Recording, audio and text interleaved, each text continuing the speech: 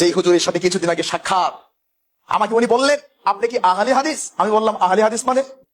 উনি আমাকে এভাবে নামাজ পড়তে দেখে অনেকগুলো প্রশ্ন করলেন। তা আমি বললাম, উনি আমাকে বলছে আপনি এভাবে নামাজ পড়লেন, আপনার হুজুররাও কেমনে পড়েন? বললাম যে আমার হুজুর এভাবে পড়ে।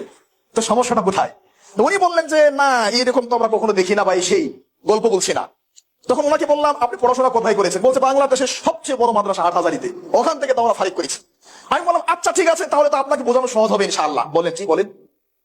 আমি বললাম মিশরের বুখারি থেকে দলিল দিব না, সৌদির প্রিন্ট থেকে দলিল দিব না, কাতার, লেবানন, জর্ডানের প্রিন্ট থেকে দলিল দিব না। দিল্লি বলবেন যে এরা লামা সাবি বা এরা আহলে হাদিস, ওখানে এরা জালিয়াতি করছে। আমি এমন একটা সহিহ বুখারী থেকে দলিল দিব যে সহিহ বুখারী এই দেশের মাটিতে লক্ষ লক্ষ ছাত্র পড়ে, হাজার হাজার টিচার পড়ায়। মানবেন?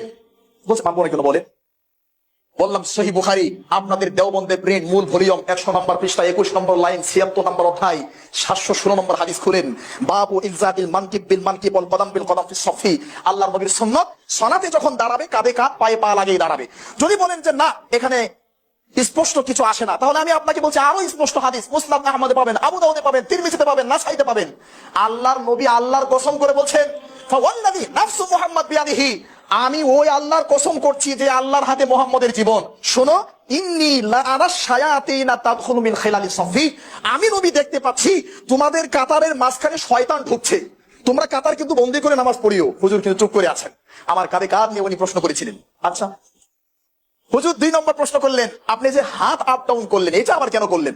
আমরা তো জানি এটা সাহাবীরা মূর্তি পূজা করতো, ইসলাম গ্রহণ করার পরে মূর্তি পূজার ভালোবাসা ছাড়তে পারে না, এই জন্য গোপনে গোপনে এটা করতো। নাউজুবিল্লাহ, আস্তাগফিরুল্লাহ। আশ্চর্য, এরকম চিন্তা অনেকের আছে। আমি বললাম সহিহ বুখারী থেকে আমি 5টা হাদিস দেখাবো আপনাকে। সহিহ বুখারী ভারতের প্রিন্ট, দেওবন্দের প্রিন্ট, মূল ভলিউম 102 নম্বর পৃষ্ঠা, 1 নম্বর লাইন, 83 নম্বর অধ্যায়, 726 থেকে 30, 5টা হাদিস। সহিহ বুখারীতে 5টা হাদিস আসছে। এরপরে গুরুত্বপূর্ণ আরেকটা তথ্য আপনাকে দেই, যারা আলেম তারা অথবা সাধারণ মানুষ দেখবেন, দেওবন্দের প্রিন্টটা খুলবেন, খোলার পরে 102 নম্বর পৃষ্ঠা খুলবেন, খুলে হাতের ডান সাইডে টিকা দেখবেন, টিকা। এই 5টা হাদিসকে উঠায় দিতে পারে নাই, হাত দিতে পারে নাই। ওই টিকার মধ্যে তারা, আমি বললাম 18 জন বড় বড় স্কলারের নাম লিখছে। সেখানে ইমাম বুখারী, তার উস্তাদ আহমদ বিন হাম্বল, ইমাম শাফি সহকারে অনেকে আছেন যারা রফুল এদের পক্ষে। এরপরে তারাই তাদের বুখারীর টিকাতে লিখছে, আপনারা কষ্ট পাচ্ছেন, এগুলো কি বিতর্কিত হয়ে যাচ্ছে। রুবিয়ার রফউ নাইফ ও সালাসুম মিনাস সাহাবা, যে রফউল ইয়াদাইনের হাদিসটি আল্লাহর নবীর 30 জনের অধিক সাহাবী থেকে বর্ণিত হয়েছে। লাকিন ইনদা আবি হানিফা ওয়া আসহাবিহি লা ইয়ারফাউ ইয়াদাইহি ইল্লা ফি তাকবীরাতিল উলা, কিন্তু ইমাম আবু হানিফা এবং তার শাগিরদেরা একবারের বেশি করে না, তাই আমরা করতে পারছি না, দুঃখিত। কি বুঝলেন? 5টা হাদিস এখনো জ্বলন্ত জীবিত আছে সহিহ বুখারীতে। 5টা হাদিসের উপর কলম ধরে তারা বলছেন যে না এটা ঠিক আছে, কিন্তু আমাদের এখানে ইমাম আবু হানিফা রাহিমাহুল্লাহর মাযহাবে নেই, তাই আমরা এটা করতে পারছি না। আই এম সরি, নাউজুবিল্লাহ, আস্তাগফিরুল্লাহ। চলেন এভাবে হাত ধরা, বললাম এভাবে হাত ধরা হাদিস সহিহ বুখারী আপনাদের দেওবন্দের প্রিন্ট, মূল ভলিউম 102 নম্বর পৃষ্ঠা, 19 নম্বর লাইন, 87 নম্বর অধ্যায়, 731 নম্বর হাদিস খুলেন।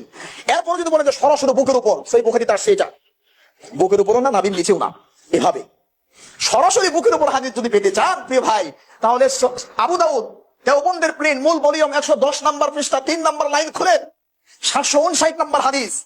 অবশ্যই ওই হাদিসটা আপনাদের কিতাব থেকে উঠায় দেওয়া হয়েছে, পরে বলছি ওইটা।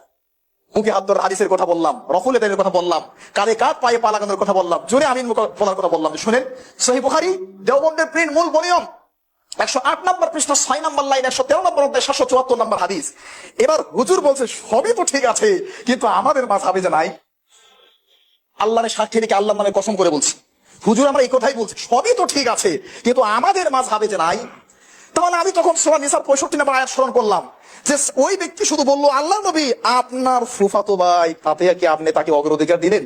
আর এই কথাতে যদি এই আয়াত নাজিল হয়, আল্লাহ নিজের নামের কসম করে বলছি তারা ইমানদার হতে পারবে না, তাহলে এই মৌলবী ইমানদার হয় কি করে? যে মৌলবী বলে সবই ঠিক আছে কিন্তু আমাদের মাযহাবে নাই।